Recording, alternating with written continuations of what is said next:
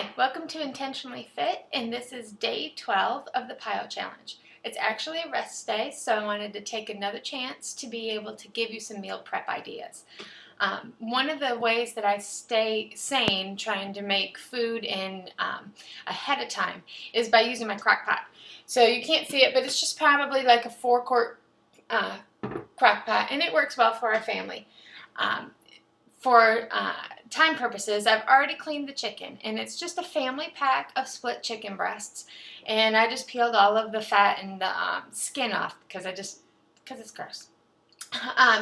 So there's probably 4 or 5 breasts in the crock pot, and what I did is I cut up roughly about 4 cups of Roma tomatoes, and I stuck them in a little container here.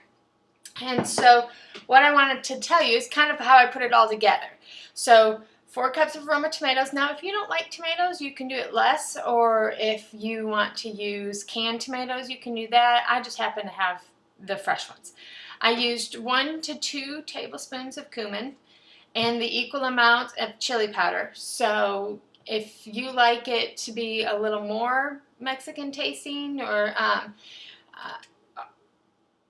flavorful, I would add a little bit more, but I would add equal amounts of the chili powder and the cumin.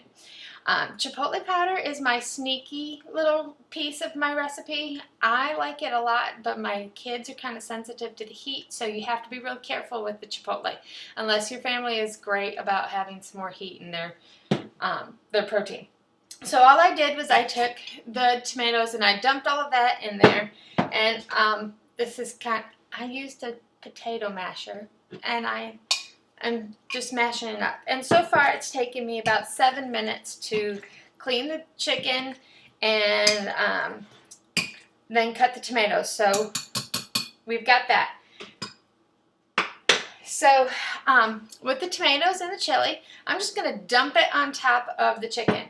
But one of the things you want to do beforehand is just take some olive oil, or coconut oil is great, and just drizzle it around the outside of your crock pot. It will help keep the moisture in the chicken, because a lot of times if you cook chicken in the crock pot, it gets dry.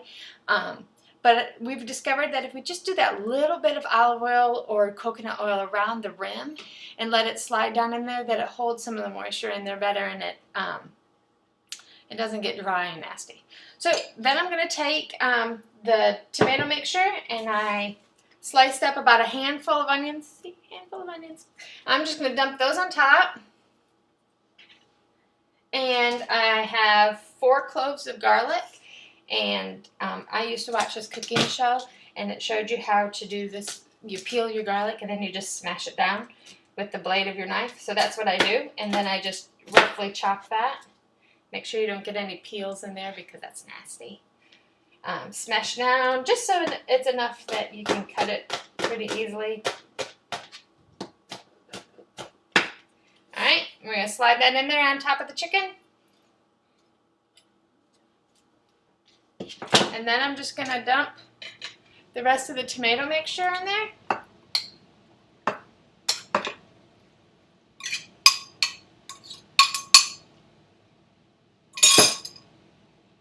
And that took probably about 10 minutes, and maybe up to 15, depending on how quick you are on cleaning your chicken and cutting your tomatoes, to put a whole meal and then some in the crock pot. Now, if you have time to do that, sometimes what I do is I just double up the batch, and I put 1 batch in the crock pot, and then I put 1 batch in a roasting pan and cover it with foil and put it in the oven for about 350. That will take probably about 40 to 45 minutes. And in the crock pot, you have at least 3 hours. So, and that's on high, and obviously longer if you put it on low. But it takes 15 minutes to prep, and you can get 3 to 4 meals out of this. Your family can eat 1 meal, and then you have enough for at least 2 more days of meat in your make-ahead meals. So that is a good way to be able to save time and energy, and it's kind of like multitasking, but you're doing the same thing. So it's just really good planning. So if you can do that and spend the 15 minutes in the day that you have to, while you're cleaning the house or anything like that, it'll get you ahead of the game, and you don't have to worry about going, oh, I don't have time to make dinner, because you can throw this on a salad. You can throw it with some veggies. You can shred it up and you can put it in tortillas. So there are a lot of different options that you can do with this. So I hope this was helpful. I know that sometimes just the idea of doing things in advance is kind of overwhelming. So I want to make it simple for you, but it's supposed to taste good. You don't want your food to taste nasty. So I'll do a couple more of these if you think that these are helpful for you. I hope you're enjoying your rest day, and I will talk to you later.